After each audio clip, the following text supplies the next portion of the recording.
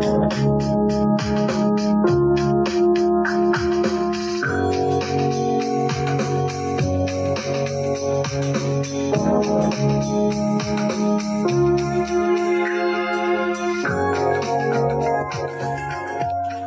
to God Ours, a podcast and a project specifically designed for all the travelers that come to Italy seeking wellness, spirituality, and the most up-to-date forms of mind and body care.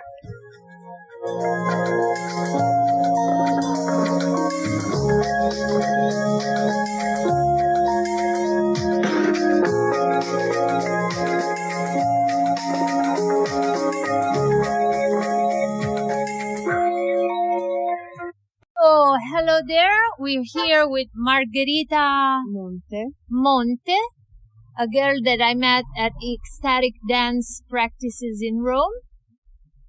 I don't really... Thank you for the girl.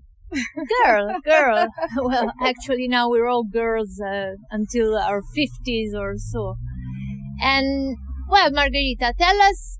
Allora, this podcast is about to give voice to people who believe in cure and in different types of taking care of the planet and of the people. So what is your role in that? How do you tell your story? Well, thank you so much, Eva, for wanting me here today and to ask me that. I started to want to change the world when I was in my 20s, after I've been all around in a round the world trip. I wanted to change the world. I wanted to, to end anger. I wanted to end plastic pollution, and I engaged in such a battle to, fight against the environmental crimes and all these kind of things. I studied to be an environmental anthropologist, and I've been working all around the world in different projects, engaged in different situations in different countries. And I thought that my life was amazing because I was going around and meeting so many people and knowing diversity.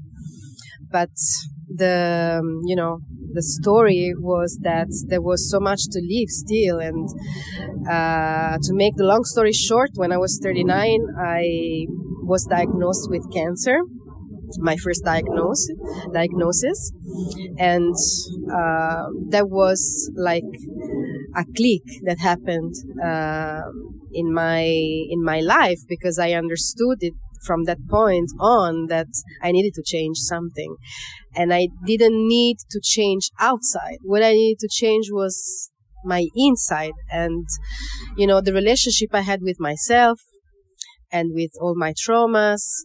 And thanks to a lot of techniques that I was already using, such as yoga, meditation, and very healthy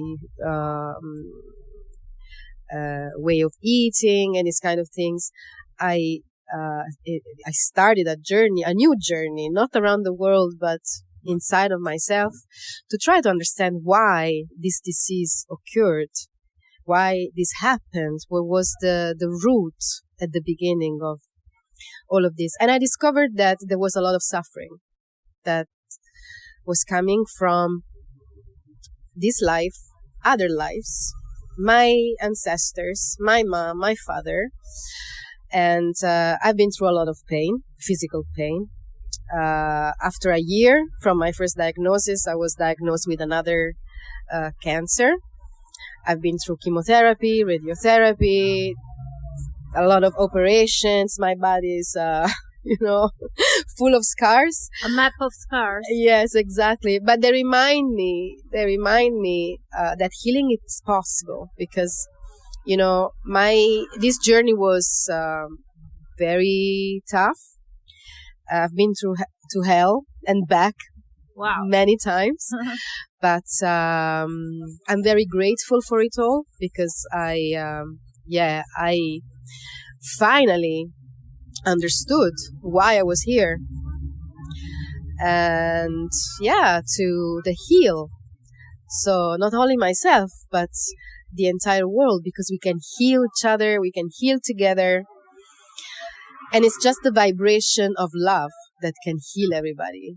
And just being all together in connecting to this vibration of love, we can really make the difference. Because everybody's suffering in a way or in another way. We are all suffering. And to understand that that made my life. I mean, I don't know where I'm going, but I know I already love it. So thank you for asking me that. No, you're very welcome. In the let's say in the trip you had about your diagnosis, what were the most helpful techniques? I mean, did you follow also the canonical cures and you accompanied them by some alternative said therapies? Yes, of course. I trusted the official protocol, let's say.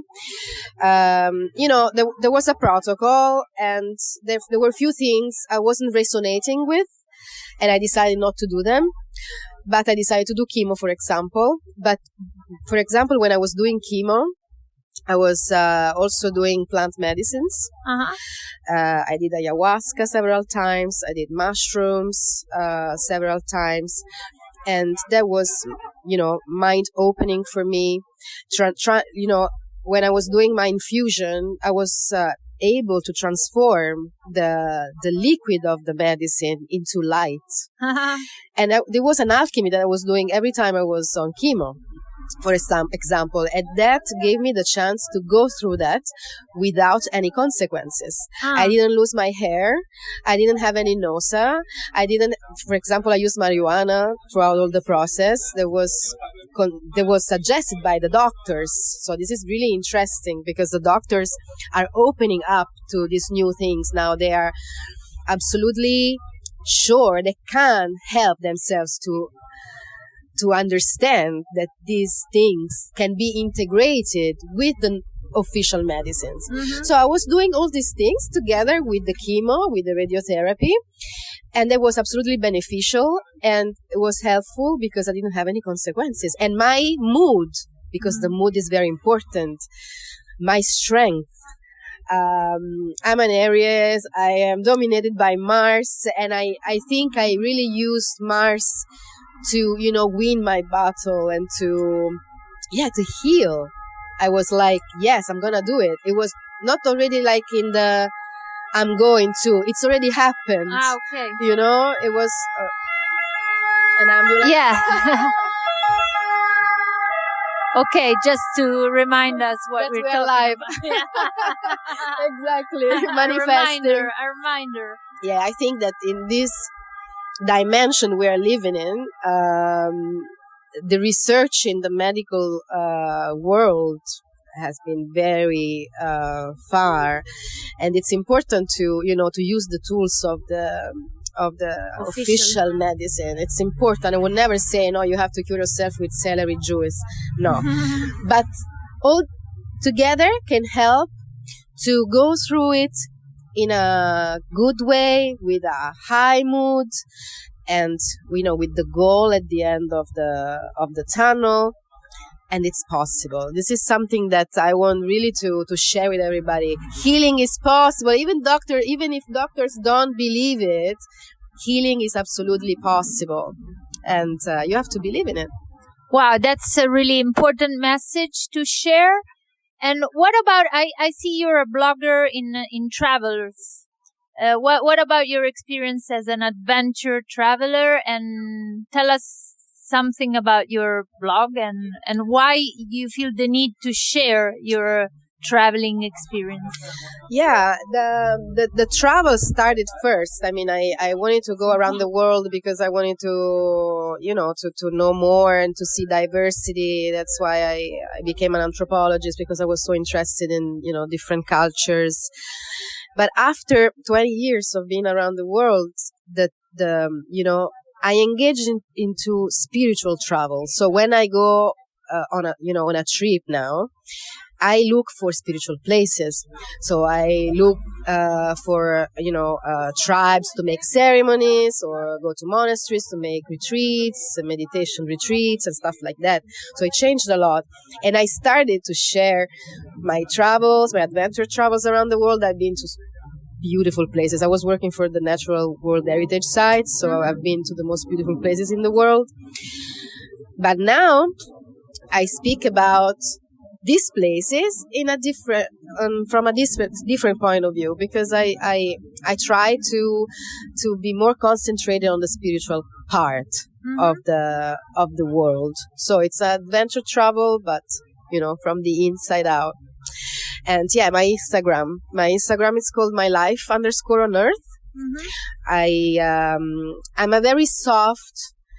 I'm not an influencer. I'm a very soft poster. I'm not like doing reels every day.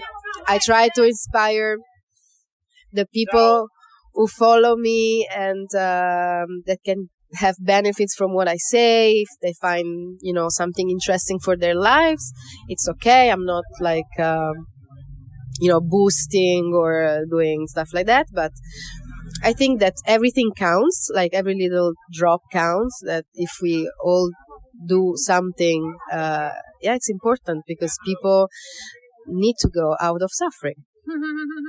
Correct.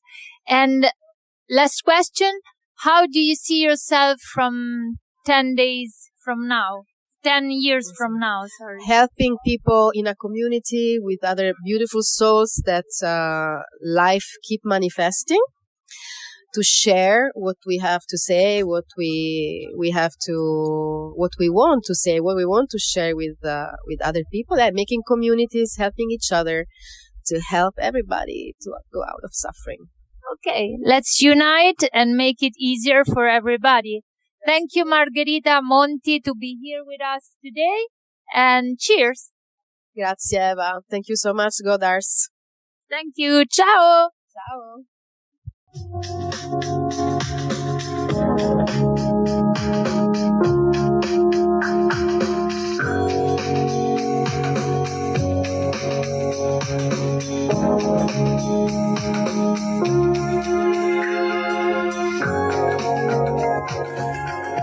Welcome to Godars, a podcast and a project specifically designed for all the travelers that come to Italy seeking wellness, spirituality, and the most up-to-date forms of mind and body care.